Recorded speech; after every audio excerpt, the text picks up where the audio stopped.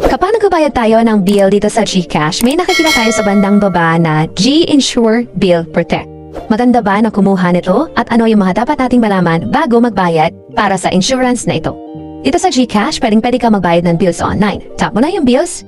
Halimbawa, magbayad ka ng internet, tap ko yung telecoms, pili tayo na isa dito, pwede ang PLDT. At sa bandang baba, merong Protect Your Bills Now, Thank Us Later. Ibig sabihin nito ay kung sakaling hindi mo kayang bayaran yung bill mo dahil nagkaroon ng permanent disability o na-aksidente ka, in the next 36 months, hindi mo na kailangan bayaran yung bill na yon. Instead, sagot na yan ng GCash o yung partner ng GCash for this insurance.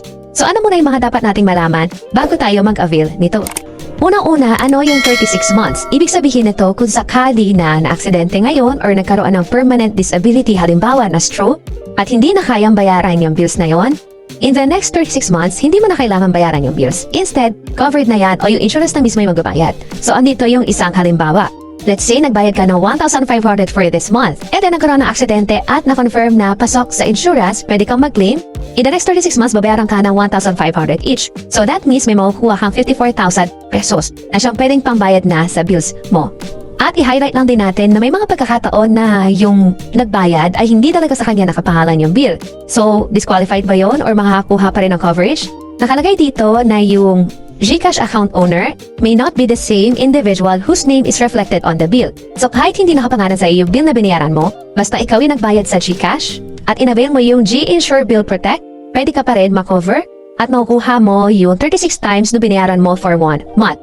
So, gaano katagal yung coverage? Halimbawa, nagbayad ako ng bill noong November 1. Ang coverage niyan, o kung sakaling nagkaroon ng aksidente or permanent disability within 30 days o noong November 1 until November 30, doon magiging valid yung claim mo for insurance. So, malinaw, 1 month lang or 30 days, tumatakbo yung insurance na binayaran mo habang nagbayad ng bill.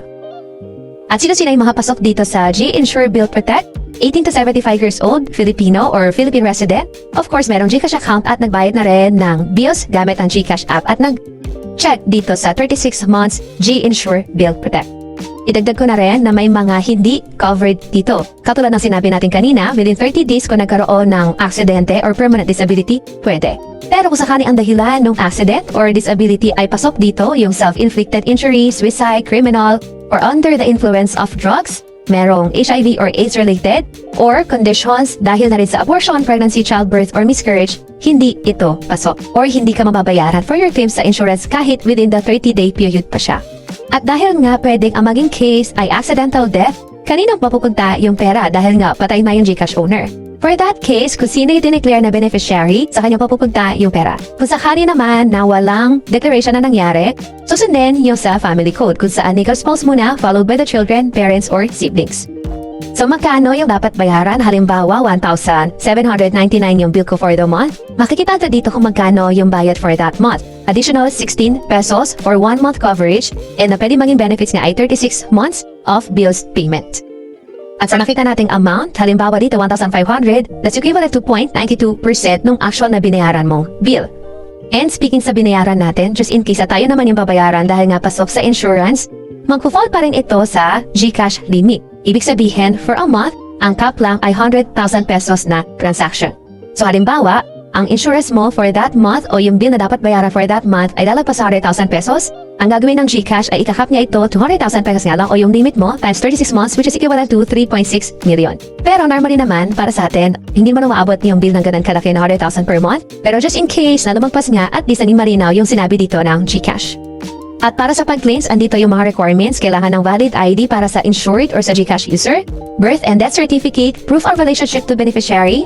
Also, kailangan din ng physician's report or police report, depende na rin sa naging case, and notarized affidavit of witness and autopsy report or medical legal statement. And yun yung mga dapat nating malaman sa GInsure Bill Protect. Pwede nyo i-click yung link na nakikita nyo rito for more details. Also, yung view group policy na din. And lastly, just in case na nagbago yung isip nyo, halimbawa, ayoko na pa nang bayaran yung G-Bill Protect na yan. Meron naman tinatawag na 7 days grace period kung saan pwede mong i-cancel yung binayaran mo within the 7 days simula nung nagbayad ka ng bill o nag-avail ng insurance. And that's it. So, isa yun sa mga ina-offer na insurance dito sa GCash. Napaka-convenient niyang i-avail. Kailangan mo lang itong i-check bago bayaran yung final bill.